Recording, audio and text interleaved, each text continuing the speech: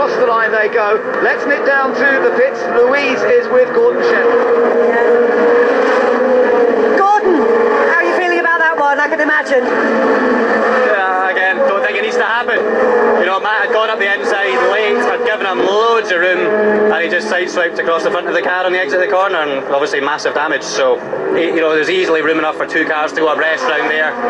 Didn't need to happen. I mean, obviously the irony here as well as your teammate last year, and it's his dad running your team now. You know, when you're out there, you're racing and that's it. But regardless of who it is, I still think there was room for 2 cars to exit out of that corner. One didn't need to end up in the barriers. Thanks, Gordon.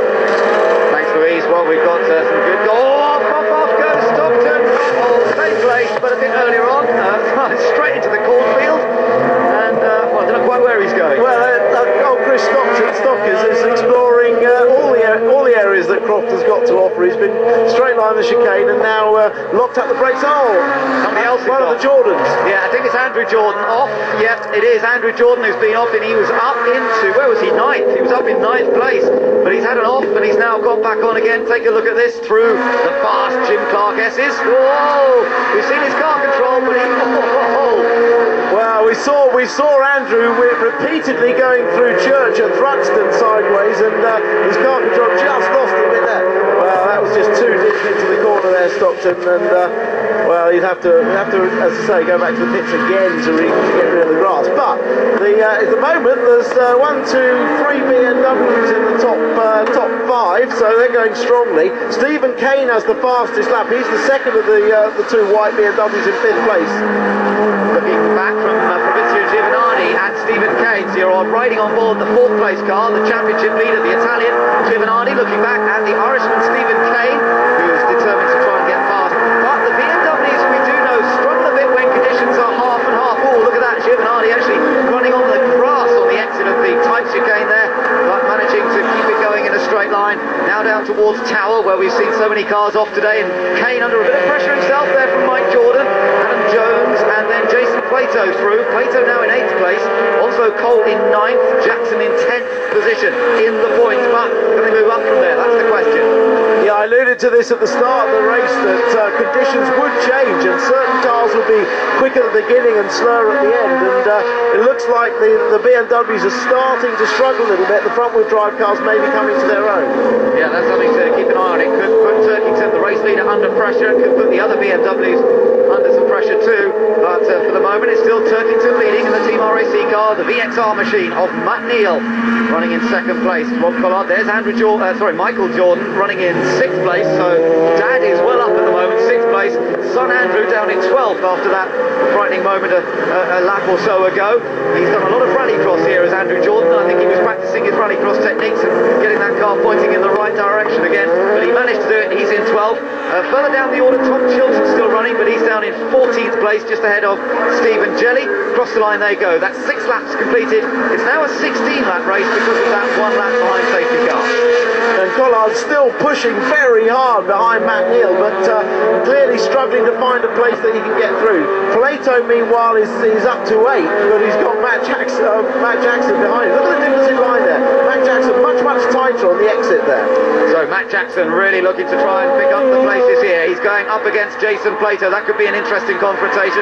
Leaders are already into Tower corner. Nobody on a challenge just here. Watch out for Jackson in the white BMW, having a go at the Seat there of Plato, but he doesn't do so on the approach. But you're seeing Plato's having to be defensive. Jackson's had a good run out of the corner. Might be able to draw alongside the Seat up towards the S's, and he's done it. He's got it past him before they even get into the S's. So great move by Matt Jackson. That puts him 8th. Yeah, the traction of the BMW. You saw him set up that wide entry, get alongside.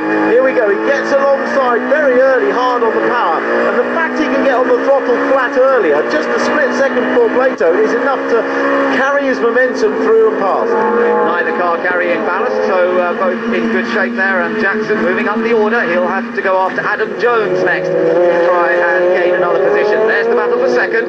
Rob Collard chasing down Matt Neal. Again, this is allowing Turkington to make a little break.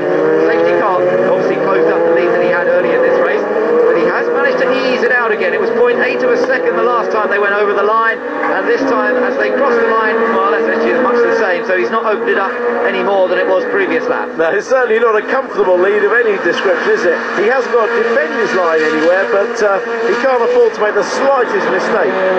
Giovinazzi still running solidly in 4th place, and in terms of the points, that's crucial. He's 20 points in the lead of the championship after that earlier race result we had today. And interestingly, Matt Neal has moved up to 2nd place in the points as a result of that earlier result, so he's leapfrogged past Plato, past Onslow Cole, and Matt Neal, of course, at the moment, running 2nd in this race ahead of Giovinazzi, so interesting to keep an eye on that one. Adam Jones, Matt Jackson again on the attack now, and having got past Jason Plato, Matt Jackson's next target is Adam Jones, and of course Jackson and Jones, Tim, are really racing for independence points as well. They're very close to one another. Oh, he's done it already, look, he's through, he's passed. Yeah, he's very quick out of tower, isn't he? But Adam Jones will fight back. We've seen Adam Jones very aggressively fighting back. Remember at Brands Hatch when he went straight up, he said, look, he's down the inside into Sunny 1, Sunny in. There he is. Might even push Jackson out onto the dirt. And that's what I like about Adam Jones. As soon as he's passed, he fights back immediately. Great stuff from the man from Solihull. Yeah, Adam Jones on the attack. He won't be passed that easily, and so Matt Jackson is going to have to think about it again. But that BMW looking very quick in these middling conditions. When we thought the BMW would struggle, actually, in Matt Jackson's case, it's flying. Certainly out of tower corner. So let's see whether he goes on the attack here. No, can't quite, because Adam Jones makes sure he protects the position. Remember, Adam Jones is in a petrol-powered Seat Leon. Behind Jackson is the diesel-powered Seat of Jason Plato.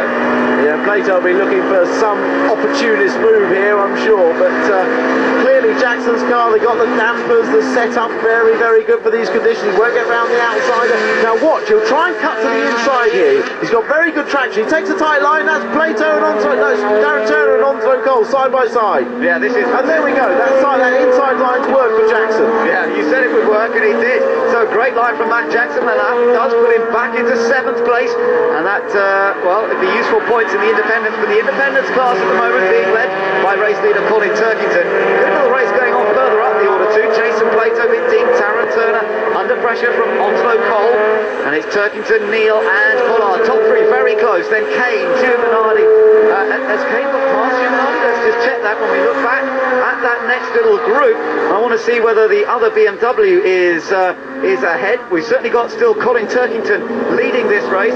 Yeah, Stephen Kane has got past Giovinazzi, so now Collard and Kane, the 2 Motorbase teammates, are running 3rd and 4th. Well, I don't want to jinx those guys. They've had so much bad luck in the season and a half they've been in the championship, but you know, they really thoroughly do deserve a good result. I know they've been working very hard with the car since the last race at Thruxton, and they think they'd identified the problem with the car and their lack of pace as being in the damper area, and they've worked hard on the dampers, and certainly in these conditions their cars are absolutely flying.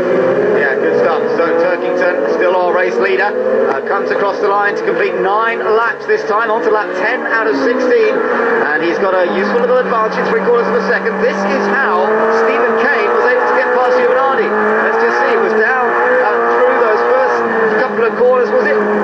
Oh, and Giovinazzi made a mistake. Well, he had to straight line the chicane.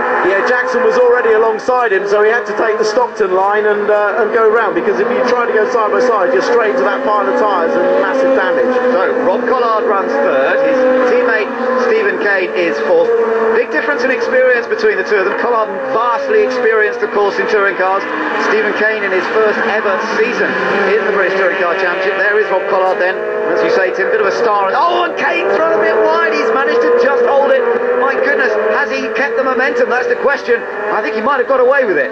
Yeah, just managed to hold it on the tarmac, but the lap times have dropped off by over 2 seconds from the fastest lap. Now, you may think that that's strange when the track is actually drying, but it's now too dry, really. Oh, and that's wide again by Neal, but it's Giovinazzi. He's coming under pressure from Jackson, who's got past Jordan, so Jackson's still on the move here. Yeah, the wet tyres, I was saying, are actually overheating now. The track's drying out too much, and this will affect the cars in different ways. The front-wheel drive cars will start to get a lot of oversteer as the rear tyres slide. The front-wheel drive cars, well, anything can happen.